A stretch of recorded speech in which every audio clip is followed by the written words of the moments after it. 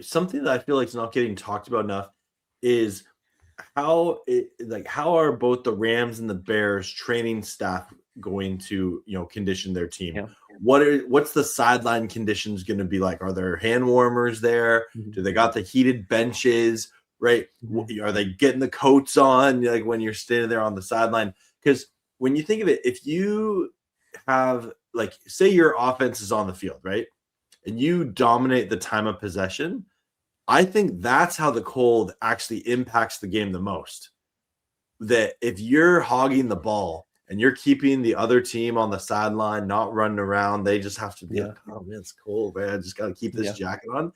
That I think is actually a huge advantage in this game is if your offense can stay on the field.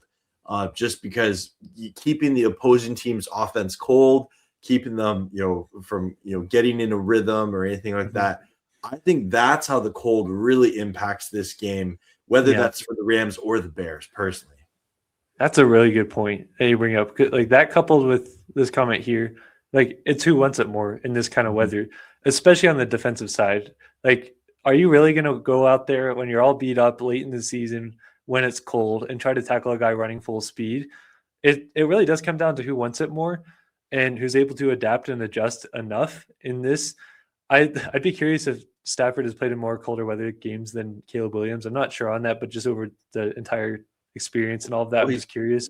he probably had just because he's been alive and playing football a lot That's what longer than that's what Caleb. I'm wondering. But it's like Caleb's played in Chicago for a while, so I don't know. Yeah. But it's a very interesting conversation. It is who wants it more. You brought up a good point about staying in rhythm, staying warm. It is easy just to get stiff and just try to stay warm from like a human side of things, but like staying warm in the game and staying in rhythm is a big thing.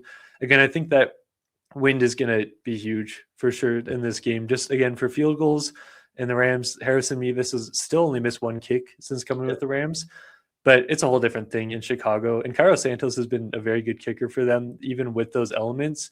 And so it's definitely going to affect things there. It's definitely going to affect things on deeper passing. But again, it's like, am I really not trusting Matthew Stafford, who's been in the league for 17 years, who played in Detroit in cold weather? And like, I don't know. I don't know if I can fully get behind that in this game. But again, I really do think it does make this thing more even than it would be. It's just I don't think the Rams are going to completely crumble Yeah. like the Dolphins do. So I don't know. Yeah. No. Yeah, it's gonna be interesting to see how it all plays out here. I still think that even though it's a cold game, and I know we'll talk about this a little bit more in our over Rams actions and also our what's more likely, but I'm predicting this to be a high scoring game. I think that both these offenses will find a way to, maybe they just say on the sideline, like, best way to fight the cold is score a lot of points, right? Like, make it a track meet. And both these defenses have been giving up, some pretty big plays. So that's kind of a recipe for a high scoring game here in the divisional round. But are you kind of getting that vibe that's going to be, more on the let's score lots of points kind of vibe? I'm actually on the different side of things. I'm Okay. thinking it's going to be a lower scoring game, to be Okay. honest with you. I know I talked about like weather and how much that affects and all of that. I do think it's actually going to bring down the production a little bit of these offenses.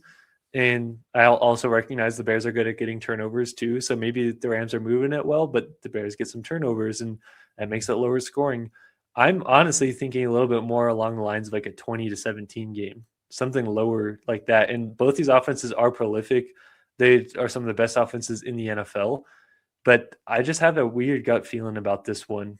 And it's going to be interesting to see the way it plays out. But for these offenses to put up fireworks despite the weather wouldn't surprise me in the least bit because you got Ben Johnson, you got Sean McVay, and you got great playmakers out there. So it wouldn't surprise me. But I'm honestly kind of thinking a little bit lower scoring. Okay. Interesting. So either you're going to be right or I'm going to be right.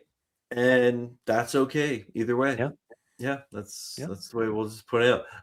I also do want to comment here. I see we do have some Bears fans in the chat. Thanks for tuning on in, guys. We really do appreciate your opinion and perspective, especially we are a show that enjoys hearing people that with opinions that aren't like our own, right? And we believe in nuance. Yeah.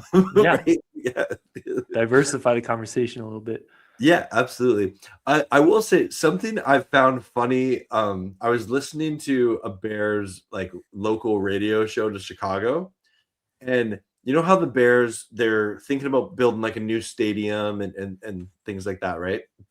And I guess in like Bears fan world, there's this like, do we want a dome? It'll be nice sitting and outside the cold, or do we want it an outdoor stadium to like give, like we don't want to give up that home field advantage?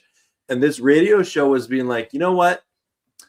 If the Bears win this game, I want an outdoor stadium. If the Bears lose this game, I want to watch Bears football the rest of my life in a nice indoor stadium with a roof. So I guess that's maybe something that's, you know, in the Bears fandom that's kind of going on this game that I found kind of comical.